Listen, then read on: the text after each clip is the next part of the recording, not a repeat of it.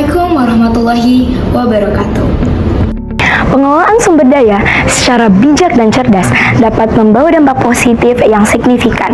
Namun nyatanya, aktivitas manusia sehari-hari yang justru meningkatkan emisi terus-menerus dilakukan tanpa memperhatikan dampak jangka panjangnya. Salah satunya yaitu pabrik-pabrik di Indonesia yang belum atau malah tidak mengolah limbah pabriknya dengan baik. Hal itu bertentangan dengan Undang-Undang Nomor 32 Tahun 2009 tentang perlindungan dan pengelolaan lingkungan hidup yang mengharuskan perusahaan untuk mengelola limbahnya dengan baik. Menurut Kementerian Lingkungan Hidup dan Kehutanan, terdapat 3 sektor industri yang paling sering melakukan pelanggaran, yaitu industri pertambangan, industri pengolahan kelapa sawit, industri tekstil dan pakaian. Pendidikan serta peran hukum suatu negara menjadi tolak ukur maju dan mundurnya negara tersebut. Pemerintah terus-menerus melakukan upaya untuk menangani permasalahan ini. Namun, upaya yang dilakukan harus sesuai dengan pendekatan pemerintahan dan juga masyarakat Indonesia sendiri. Maka dari itu, saya sebagai anggota Dewan Perwakilan Rakyat akan memanfaatkan 3 fungsi DPR. 1, yaitu fungsi legislasi.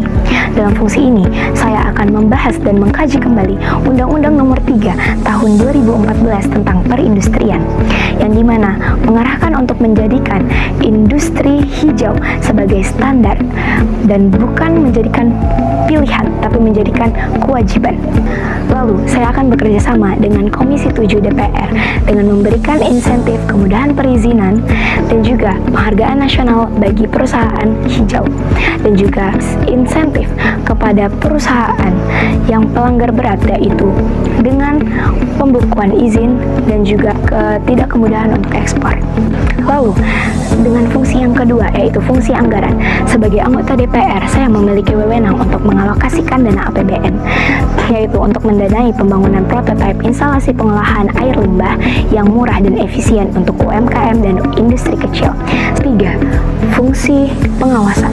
Dalam fungsi ini, saya sebagai DPR akan terus mengawasi dan juga memastikan pabrik-pabrik mematuhi Undang-Undang Lingkungan Hidup, terutama pada bagian perizinan dan juga adanya alat fasilitas untuk pengolahan limbah pabrik, dan juga pengarahan serta pengadaan sidak rutin bagi pabrik tiap daerahnya. Perlunya undang-undang serta pendidikan yang mempayungi bagaimana langkah kita ke depannya untuk mewujudkan Indonesia berkemajuan, terbarukan, dan bebas emisi.